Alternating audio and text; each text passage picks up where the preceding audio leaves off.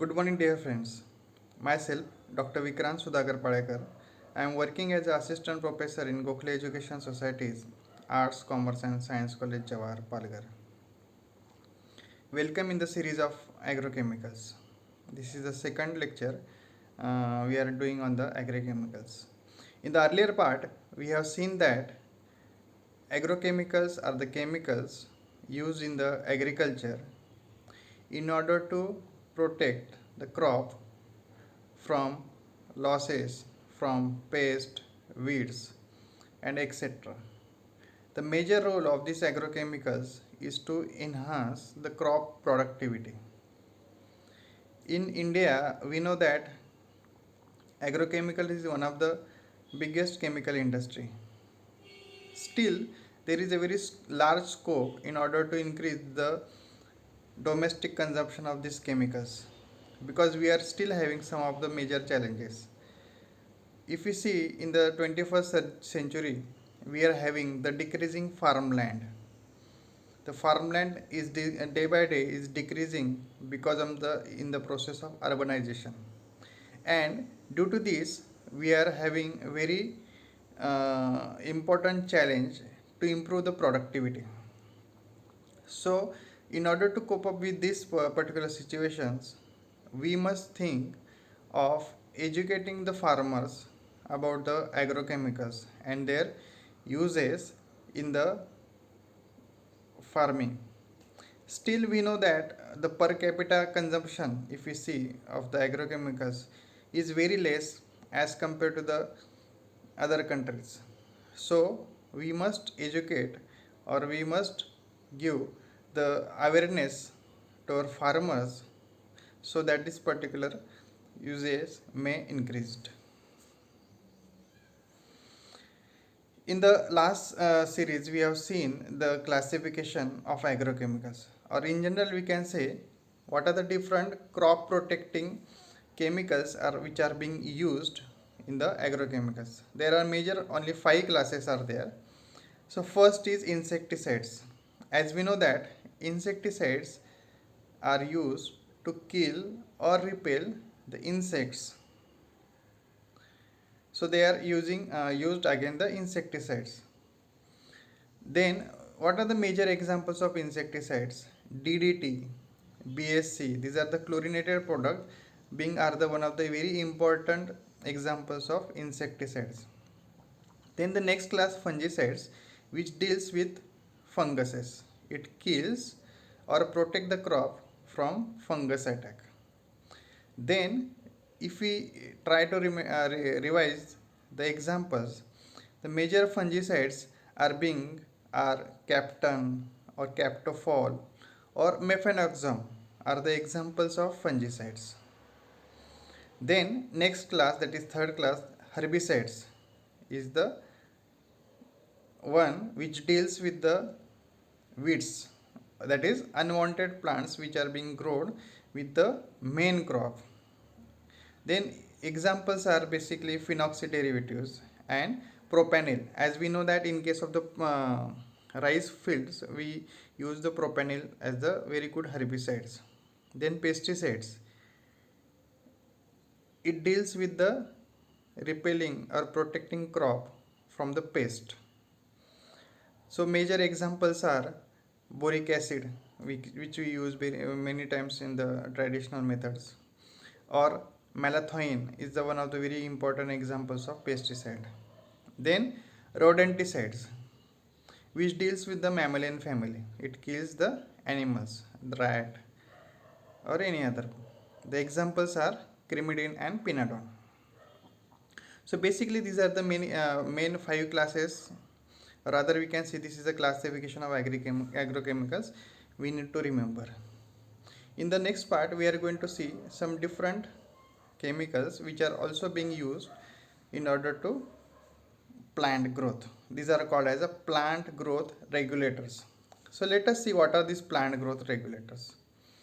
These are the chemicals that cause acceleration or retardation of rate of growth or maturation of plants. So this plant growth regulator plays very important role in order to increase the growth of plant or maturation period of the plant. So we can accelerate or retard the growth of the plant, okay, with the help of plant growth regulators. So they can be either synthetic or chemicals, natural or synthetic. Plants are inbuilt are having some natural plant growth regulators. Basically these are hormones only, just like our body which secretes hormones for which is playing very important role in order to growth of our body. So these plant growth regulators are also hormone. They are present inside the plants and they are playing very important role in plant growth, such as flowering, blossoms, foods, increment. So they are playing very important part. So how they are being applied? They are applied directly to target plants to alter its life process and its structure to improve quantity. Basically we can say that the plant growth regulator, they directly get inside the plant, and what they do majorly, they alter its life process. Means they are entering inside the life process and they are completely changing it. So this particular part will help in order to accelerate the growth of plant externally. Okay, so we are now restricting the natural process. We are applying plant growth regulators externally on the plant. We are spraying it on the plant, and basically that helps to improve the quantity of the food products. So why we are doing this particular thing? What are the benefits of plant growth regulator? Let us go through this. First is it promotes growth. This is the main target in front of us.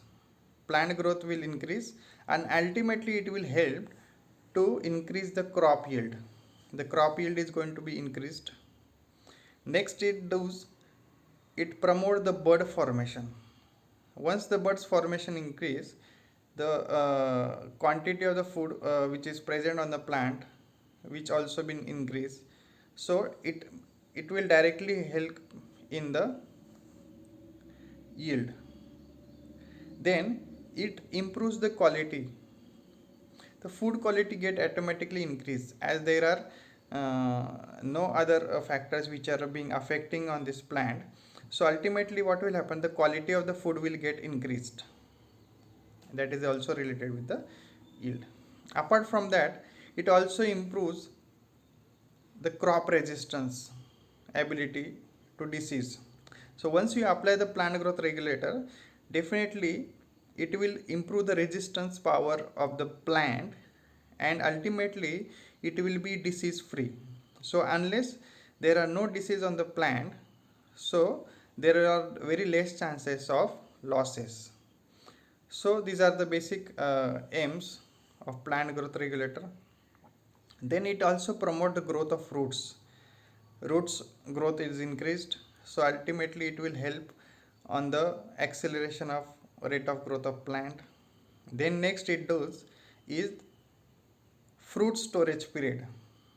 What are the fruits which are coming on the plant, its storage period will get increased, so you can store this fruit material for some time. So this particular factor is important as a point of view of farmers, as a point of view of marketing. In the market, if you don't have and that particular rates for that particular food products, fruits, then you can store for some time, and once you find desirable rates, you can go to the markets. Now let us see what are the different classes of plant growth regulator. There are 5 classes of plant growth regulators. They are working on the different part. Then first one is auxins. So this is a hormones which are playing a powerful growth for plant, which are being present naturally. So what is its main aim? It shoots. It is found in shoot and root tips. It is already present in the plant. in the shoots and roots, and it promotes the cell division and stem and root growth. Once the cell division is being increased, so ultimately it will help on the growth of the plant. Then let us go to the examples. These are the examples: indole acetic acid and 2,4-dichlorophenolic acid. Remember, these are naturally being present in the plant. Then next one is gibberellins. Many of us must have heard the word of gibberellin. So this is again a plant hormone which regulate various development process including stem elongation, germination, dormancy, flowering or flower development. So this is a very important plant growth regulator. So it basically uh, plays very important part from starting from the germination to flower development. So many of us, we know that in the tropical countries like India, we have seasons fixed for particular crops. Like we have 3 seasons. In one particular season we take only one crop only, but many times what happens, majority of farmers are doing that particular crop only. So ultimately what will happen, the demand in the market will get increased. So ultimately the whatever the prices are there, they will get dropped down. So we if we apply this particular plant growth regulator, so ultimately what will happen, we can change the seasons of the crop which are taking. Suppose one particular crop we are doing in the summer, and if we try to develop that particular crop in the winter season where there are very less chances that other farmers will take that particular crop, so ultimately what will happen, you will get very good benefit in terms of value. So this is a very good practice which is being carried out with the help of gibberellins. Let us remember the example of gibberellic acid. Gibberellic acid is a plant growth regulator from class gibberellins. Then the next one is cytokinins. It again plays very important role in the cell development, cell division in the plants. Zeotin is very famous examples from this particular class. Basically, zeotin works on the degradation of chlorophyll, and as we know that the chlorophyll is the very important ingredient inside the plant, which is responsible for the cell division. So this is the third type. Next one is inhibitors. So what it does, inhibitor means it inhibit or retard the physiological or biological process in the plant and accelerate ripening.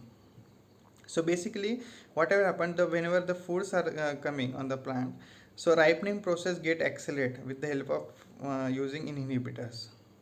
Okay, so example is abscisic acid. So this particular acid is used as an inhibitor. Next, fifth class is ethylene generator. It inhibits the growth and accelerate leaf and flower drop. Many times we observe that one particular plant there is a lot of flower dropping is observed, or many times there is a very less flowers or leaf present on the plant. So this particular will get increased if you use the ethylene generator. Ethapon is the examples of ethylene generator. So remember these particular classes of plant growth regulator uh, which are playing very important role in order to growth of a plant from its growth to productivity. Now let us go through the advantages. As we know that there are very large number of advantages we know. Let us go through one by one. First, it is used to improve the soil and crop conditions in agriculture. So this is very important. Once you use the agrochemicals, it will improve the soil quality and ultimately the crop conditions will get enhanced. So this is a very first good advantage. Then second one, it is used to ensure the better protection of crop against losses from plant disease and pest. So once you apply the agrochemicals, your plant will basically free from plant diseases and pest. So once there are no diseases, so there are very minimum chances of losses. Next, next one is they are used to improve the quality and quantity of food. So this is a very important property. Ultimately it will get improved your quality and quantity of the food. So as a farmer point of view, this is very important. Next one is it decreases the cost of food by increasing food production. So once you have very good production of food, ultimately the cost will be less as there is a more demand. Okay. Advantages, as we know that once you spray the pesticides on the crop, then they get washed off, means they do not permanently present on the particular plant. Okay, this is very important point in case of when we want to eat the crops, or basically let us say food products. Many times we used to this particular practice, we buy the fruits from the market and first we washed with the help of lot of water. So what will happen, the pesticides will get washed away. Next one is it ensures the consumer benefit to consume high quality of product that is free of insects and contaminants. So as a point of view consumer, suppose we are buying something from the market, we are a consumer. So what will happen, we get the products which are free from the contaminants and insects. So it will definitely affect on our very good health. Then next one is the more crop can be grow, so more benefit can be expected from exporting our food products, grains to other countries. As a farmer point of view, this is a very good practice. What you will get as you apply the agrochemicals, what will happen, you will grow more food products, so there are chances that you can export this particular good quality of food products, grains to other countries. So nation point of view, this is also very important practice. So your export capacity will get increased. So remember this particular advantages, these are very important, very important. You must remember this. Many of us know basically, but go through these particular points. Next one is disadvantages. As you know, there are n number of disadvantages of agrochemicals. To every side there are two faces. One is good, another is bad. Let us see what are the disadvantages. As many of us know that insecticide cause number of pollution problems through spray in the surrounded areas. So pollution is the one of the important problem. You must highlight it. Okay, so that we are already aware of it. There are n number of incidences which have been occurred inside the world because of this particular agrochemicals. Then insecticides can affect many more organisms than only they intend to kill. So whenever we spray the insecticides on the crop, the other organism also get killed, which are not affecting plants also, like let us say butterflies and all those. So they also get affected with the help of these insecticides. So it is not being selective as such, we can say. The next one is when insecticides get enter water sources through runoff, drift and accidental release, they kill fish and other aquatic. So remember this one. So what happens whenever we spray or whenever we put this particular agrochemical inside our farmlands, what will happen, as they are dissolved in water, they get enter inside the ecosystem, and this many times during the rainy season this water get drained off from river to sea. So what will happen, they ultimately affect the aquatic wildlife.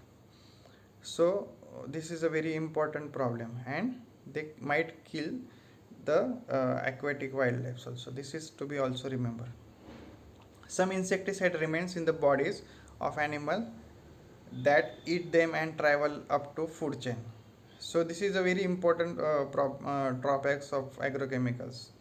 As we know that this aquatic most of the aquatic wild animals like fish and those, once they intake this particular water, the fishes many times we buy from the market, we eat it, so ultimately it gets entrapped inside the food chain. So this is a very serious drawback. Then they can cause cancer to those who are often exposed pesticides. So remember, when you have the overexposure of this particular pesticides, you can have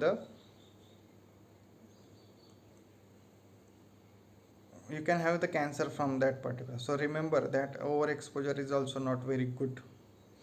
Then they can disturb the balance of ecosystem, this already we have covered, and causes birth defects. So this is a very serious problem, as there are a number of incidences which are we know that we are taking place around us. So birth defects is the one of the very serious drawback of these agrochemicals. Then excessive use of these chemicals is harmful to both environment and health of human being and aquatic wildlife. So remember, this is ultimately affecting both the environment also, and human being also, and aquatic life also. So this is a serious disadvantages of agrochemicals. We must remember it, go through it. Then what are then substitution for these particular agrochemicals, if they are having both the sides, that is advantages and disadvantages? So let us see what are the biopesticides. This is a very good class. Let us see first what are these biopesticides. There are certain types of pesticides which are derived from natural material as animal, plants, bacteria, and certain minerals. So basically we have to remember that they are being derived from the natural sources. These natural sources may be, let us say, plants, animals, bacteria. So what will happen, they are present inside the nature. So what you need to do them, you should need to them isolate them, extract them, and then use apply. Many times we do this particular practices in the rural area. Okay. So these are the very good we can say agrochemicals. Then what is a very good thing about this biopesticide, they are less toxic than conventional pesticides. Toxicity is very less. Then what is next one, they are target efficient. They only target the pest and related organism, they do not harm other parts. Then they are effective in very small quantity and decompose very quickly. So this is a very good practice about the biopesticides. Examples are already very well known to us. What are the examples? Neem oil. Neem oil you can extract from the neem trees. Try to isolate the seeds and apply it on the food grains. So it will work as a biopesticides. It does not have very harmful effect as compared to the conventional. Then karanja oil. So this is also one of the very good example. So remember this particular biopesticides name. We will go through its. So already neem oil, we know that it is coming from the natural resources. It is found in the seeds of the neem tree. So what neem tree seeds you need to gather them, then isolate the oil from it. So that particular neem oil will have the activity similar to fungicide, pesticide, insecticides, and herbicides. So we can say neem oil covered all the classes of agrochemicals. So this is very unanimous one. Then azadirachtin is the most effective component which is being present inside it, and it helps to repel and kill the pest once you extract from the neem oil. So this is a name you need to remember in case of the neem oil. Then let us go through the properties of neem oil. It is natural, non-toxic, biodegradable, environment friendly, and it is safer to other insects also, like honeybees and all those will not get affected inside the, so they are not affecting other parts. Then it is effective over 600 species of pest, so it is very efficient. Next one is Karanjoil. Karanjoil, as we know, that it is a biopesticide, so it is extracted from Karanja tree. It is also known as Pongamia glabra. So this Karanja tree is having some seeds. So this Karanja tree is found to be a very good medicinal and antiseptic properties, as which is being already known in India very famously. It has insecticidal properties. It is used in agriculture, serving as a natural pest repellent. So it is acting as a very good pest repellent. It is also being used in the skincare purposes and can be used to treat various diseases like ulcer, dandruff, skin related any activity. So remember two biopesticide, one is neem oil and another is Karanj oil. So they are acting as a very good natural agrochemicals. Many times in the nature you have gone through these particular trees. Let us see what are these trees look like. So this particular picture,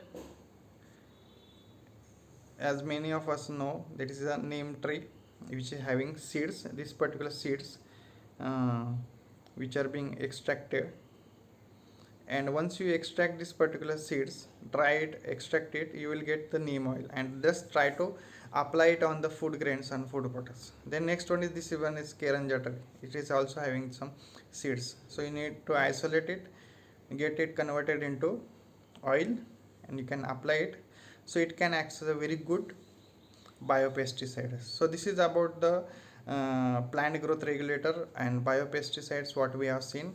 This is very simple topics, as we have seen, many of us know, as we are having the farming as a background. So go through it, go through the advantages and disadvantages of agrochemicals also. With this particular session we will stop. Thank you very much.